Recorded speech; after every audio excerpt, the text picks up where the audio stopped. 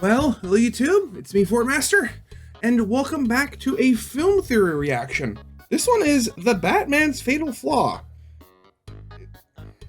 Yeah, I don't gotta, again, like a lot of these, I don't know what to expect, but given that the first frame of the video that I see is not made of iron, is the Batman's fatal flaw is that he is not actually a bat?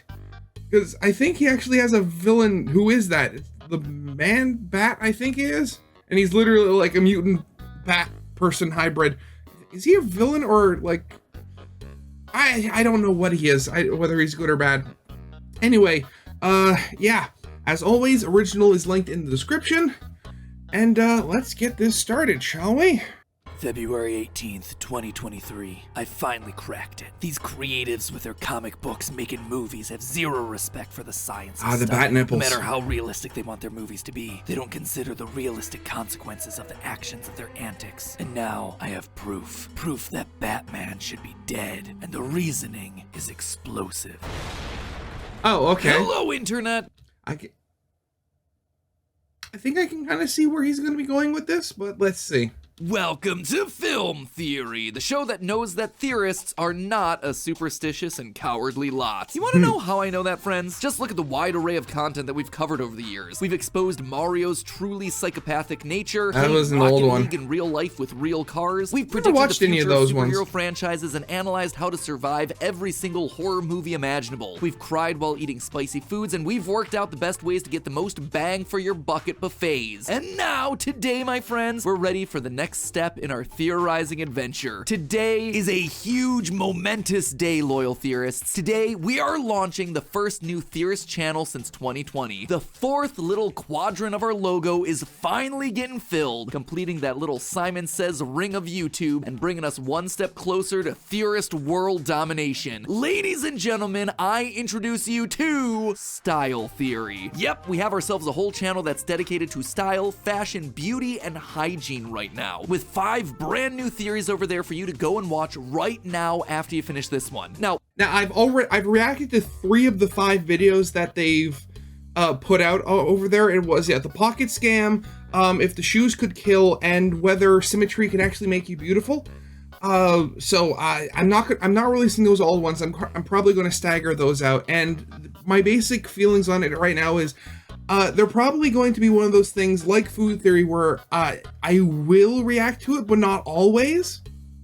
On top of that, I was just thinking, if they add any more channels, are they going to have to add an extra ring on the outside with even more quadrants that they have to fill? Well, then again, I would imagine Matt is the main host of all 4 of these channels, so that's a lot of scripts and just like a lot of recording he has to do, a lot of research as well. So I can't imagine him doing any more than 4 of these. I mean, they have 5 technically with GT Live, but that's literally just like, you know, lightly edited, if edited at all, basically live stream captures. They haven't even live streamed in a long time. Anyway, let's get back into the video. Oh, I know what you're thinking. Style? How are you gonna theorize about style? Exactly the same way that we theorize about film, games, and food. Because everything and anything that you're passionate about are things that you can theorize about. The same research, science, history, and lore analysis that we use to discuss and decode analog horror, superheroes, and anime 100% apply to the very real world of clothes, makeup, hair, and hygiene. Did you know that your old makeup might be killing you? Have you ever wondered about school uniforms and whether they do anything good for the students? You know Hulk's purple pants? What do you think those might be made out of? And speaking of fictional clothing, have you ever wondered just how effective skimpy armor from fantasy movies and video games would actually be? And lastly, since we're talking about movies, what about Cinderella's glass slipper? Can you make clothing out of glass? Or like on the new Netflix show Wednesday, she says she's allergic to color. Can you actually be allergic to color in your clothing? All of that and more is gonna be coming your way over on this new channel, so go check it out after you finish this episode. Right now, subscribing to Style Theory is the single best way that you can help both us and yourself out. Not only are you gonna be getting yourself some super interesting educational videos about all sorts of fun topics that are all very real and applicable to your everyday life, but if we can manage to get 1 million subscribers by the end of the month, that'll put Style Theory as one of the top fashion channels on YouTube. I've already subscribed. So help us, help yourself, and let's dominate a whole new portion of YouTube, my friends. The link to Style Theory and its 5 brand new theories that just dropped today, you heard that right, 5 new videos that are brand new right now, all of that is in the top line of the description and the iCard in the top right-hand corner of the screen. So go, click on that that over there, but make sure that you're opening it in a new window, because here, we've still got to talk about one of the most iconic pieces of clothing in all of pop culture, the batsuit. Loyal theorists, there have been a lot of batsuits on film over the years. We've had spandex suits, rubber masks, military-grade spelunking gear, comic-accurate capes and cowls, and even bat nipples for some reason. But I think my favorite incarnation of the suit so far has to be the realistic version that we see in director Matt Reeves' The Batman. See, this suit looks like the stuff that this Bruce Wayne could have realistically found and cobbled together himself, and it really followed the vibe that was set by the rest of this version of the Caped Crusader. The Batman follows the tried and tested formula of Bat films that we've seen over the years. You know, it's funny, whenever he says The Batman, all I can think of is that one cartoon from the early 2000s.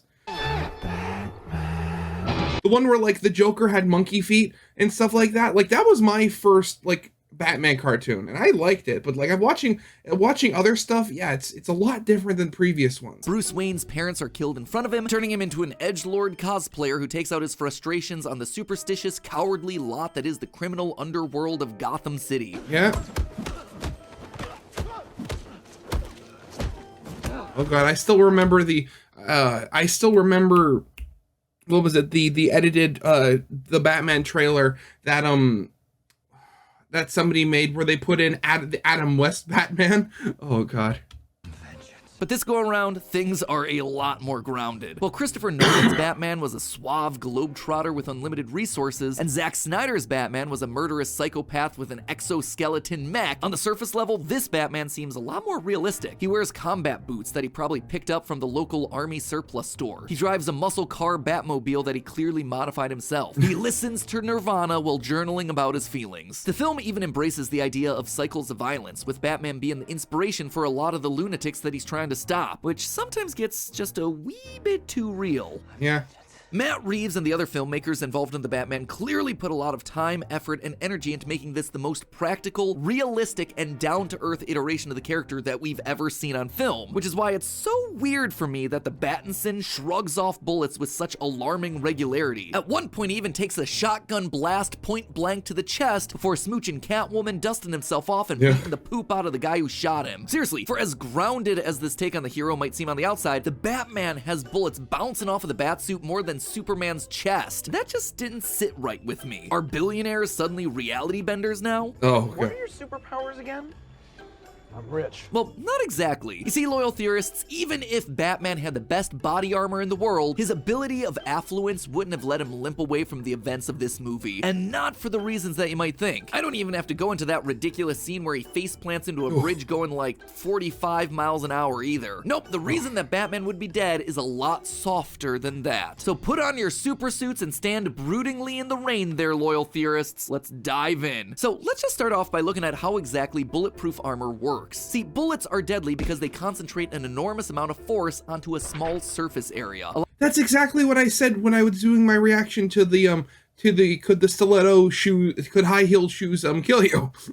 Allowing bullets to tear through almost anything that they hit. Bulletproof armor works by taking the force of that bullet and then spreading it out over a larger surface area, preventing it from penetrating your body and wreaking havoc on your internal organs. Don't get me wrong, it's still gonna hurt, leaving you winded and bruised, but it makes it substantially more likely that you'll be able to survive getting shot. We've actually touched on this subject before in my game theory discussing whether or not you should bring a knife to a gunfight, and we found that bulletproof isn't exactly the right phrase. Bullet resistant is more accurate. In pop culture, the most commonly cited type of this sort of bullet-resistant armor is known as Kevlar, which actually isn't what you probably expect it to be when you hear the word armor. The stuff isn't some sort of metal or anything like that. It's actually a bunch of synthetic fibers interwoven together, which makes it really good at dispersing the force of bullets as they strike the Kevlar. Yep, you heard that right. Kevlar is technically a fabric. Fun fact, Kevlar was originally developed by the DuPont company, who were also the minds behind another superhero staple, spandex. We actually talk about exactly that and a whole lot more in our episode about Hulk's pants, the new episode over on Style Theory, so you should go check it out. Just another shameless plug. Anyway, most of the guns that are used by Falcone's goons and the Riddler's henchmen were either pistols or submachine guns that fire 9mm rounds, which Kevlar would do a pretty good job at stopping. But here's the thing, that's talking about firing from a distance. When fired at point-blank range, like we see quite a bit during the Batman, Kevlar doesn't do the best job of stopping the bullets. Depending on where they hit the armor, some bullets would have a good chance at breaking through and entering the body. And that's not even mentioning that some of the bad guys use bigger guns guns with more powerful bullets, especially during the finale fight above Gotham Square Garden. Here, we can clearly see Batman getting hit with bullets fired by M16 and Winchester rifles, which both shoot 5.56 NATO rounds. And remember, Kevlar isn't bulletproof, just bullet resistant. And 5.56 rounds fired by those gonna rifles do a lot more would than just hurt. absolutely be able to break through it, no problem. Thankfully for Batman though, Kevlar isn't the strongest type of body armor out there. It's actually considered a soft body armor, which you can clearly see here in this video by Tal Feldermaus. Notice how it basically folds around the bullets to stop them? It almost looks like it's catching the bullets, right? Given the fact that we don't see anything like this happen when Batman gets shot in the film, instead the bullets just bounce off of him with sparks, clearly he's wearing some sort of hard body armor. According to the National Institute of Justice, there are 5 different categories of body armor used in modern times. These include level 2A, level 2, level 3A, level 3, and level 4. Just in case you're wondering, level 1 body armor does exist, but it's no longer considered acceptable by the NIJ. Also, those A classifications just get shoved between existing classes when an armor doesn't quite fit into one of the categories. The 2A through 3A levels are all soft armors, with Kevlar ranking somewhere right in the middle there. It means that Kevlar is actually on the weaker side of modern body armor, believe it or not. Yeah, that because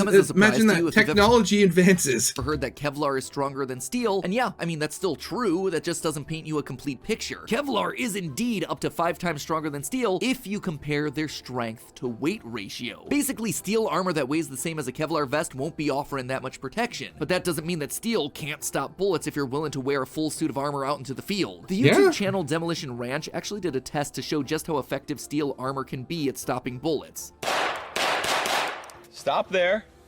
That was a good one. But steel isn't even the best option for plate armor nowadays. We are long past the Middle Ages after all, and Batman has himself the entire R&D department of Wayne Enterprises at his fingertips. These days, the highest NIJ rated armor consists of several solid plates, usually made from some sort of ceramic composite, something that is literally harder than the bullets that are being fired at it. According to the NIJ, the strongest level 4 armor is able to withstand armor-piercing rounds, quote, obtained from US military M2 AP ammunition. If none of that means anything to you, which why would it, we are talking about some seriously heavy firepower. This stuff can penetrate 3/4 inches of steel with no issue. Those ceramic plates are going to be able to stop the weaker 9mm and 5.56 ammo shot by most of Riddler's and Falcone's goons, no problem. Honestly, these plates aren't even that expensive by Batman standards. I was able to find commercially available military only $600 9.5 inch by 12.5 inch level 4 armor plating for just around $600 per plate. And given Bruce Wayne's resources, it's even feasible that the parts of the batsuit that needed to be flexible and aren't armor plated could be made from Kevlar. So this super suit of armor might actually be legit. It would also probably be able to stop that point-blank shotgun blast that briefly winded Batman during the finale fight. YouTuber Paul well, that's the thing, like, you realize it's like, oh yeah, it stopped a shot, but it doesn't stop the kinetic energy. It maybe just spread it over it like a wider area,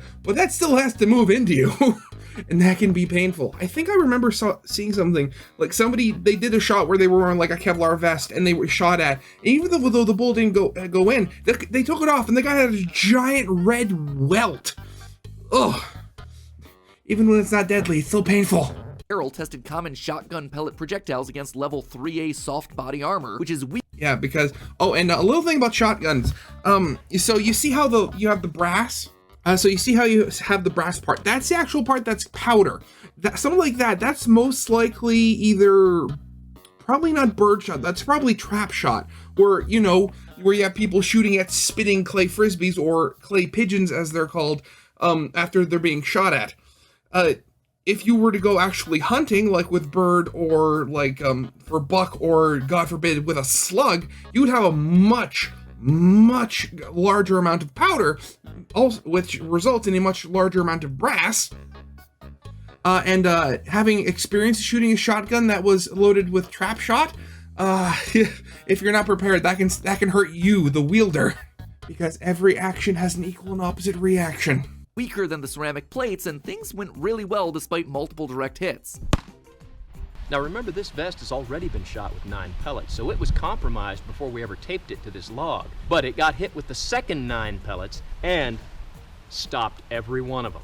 Even when testing much heavier slug projectiles, the heavily compromised level 3A vest was able to stop the bullet, even though a great deal of concussive force was able to get through. That's That what I force just would said. have been lessened had this been level 4 armor like Batman's wearing, probably saving his life even if he got knocked to his butt, which perfectly lines up with what we see in the movie. Batman gets hit by the shotgun, and though the armor stops the projectile, he flies backwards from the concussive force. Equal So, enough, is that because it? I The doubt Bat- that because again, I doubt that the criminals are using anything less than full-on buckshot. Not double O. I forget shotgun sizes. Shotgun shells are weird. Batman's armor is legit. Does all of this prove that Bruce Wayne could have put on this bat suit and had all those cool fight scenes in dark hallways and come out on the other end with only a few bruises to show for it all? Well, not exactly, loyal theorists, because bullets bouncing off his armor isn't the only life-threatening situation that Bruce Wayne finds himself in The Batman. During one of the most tense scenes in the film, the Riddler straps an explosive collar onto the district attorney's neck in an attempt to get him to confess who's at the root of the government's corruption. Batman, both trying to save the DA's life and get himself the same information, stands real close so he can do the whole gravelly whisper shtick instead of just talking like a normal person. Of course, because we're only about halfway through the movie at this point and we can't solve the mystery yet, the DA refuses to give a name and the bomb goes off, throwing Batman across the room and knocking him unconscious. Yeah, nah, this absolutely stretches the edge of believability in a lot of ways. But the most obvious one, given that we just deduced that the batsuit is level 4 plated armor, this scene and the explosion would have 100% killed Batman. See, explosive ordnance disposal suits, or just bomb suits for short, are very complicated pieces of clothing. Up until the mid-1990s, they were actually made of Kevlar with armor plating, all in an effort to stop shrapnel from killing the bomb technicians. But that type of armor didn't provide protection against the shock blast waves. In the unfortunate situation where an explosive actually went off, they produced shock waves that ripped through the bodies of the people that were trying to defuse them. So even if there was no injury from shrapnel, the lungs and other internal organs of the person would be wounded. Oftentimes, these wounds were fatal. This was actually such a huge deal at the time and happened so frequently that these sorts of injuries earned themselves the nickname blast lung. Researchers found that Kevlar and armor plating by themselves just couldn't offer enough protection, but when they were layered with both a high and low density acoustic foam, suddenly the people in the suits were far more likely to survive the blast waves. That's why they're so because bulky. of this, modern bomb suits are made not only from Kevlar and ballistic plating like we see with Batman's suit, but also several layers of both high and low density protective foam. That's partially what gives the bomb suit that iconic bulky look, which the Batman lacks with its thinner, sleeker silhouette. And all of this is without even mentioning the bomb suit helmets, which have themselves giant thick visors made from fully laminated acrylic and polycarbonate to protect from shrapnel entering the face. In short, there's just no way that the batsuit in the movie has the protective layering required to survive a point-blank explosion, especially when Battinson's lower face is completely uncovered. In fact, now that I'm thinking about it, even with this super strong, basically bulletproof suit of armor, you would think that Bruce Wayne would be smart enough to cover his entire face if he's expecting to be shot at all the time. Yeah. Between that and approaching an active armed bomb without any sort of bomb suit, yeah, I'd say that this Bruce Wayne has himself an active death wish. Forget the Batman, Robert Pattinson is more accurately described as the dead man. But hey, that's just a theory. A film theory. Oh god, yeah, that you is. know what other superhero? I mean, when you get down to it, superhero suits are made to look cool more than anything else.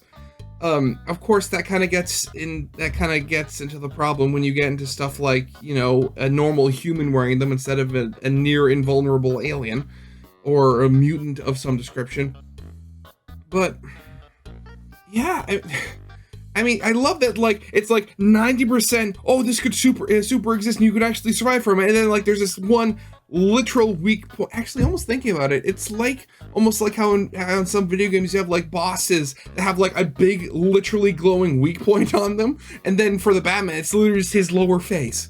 So, anyway, as always, original is linked in the description.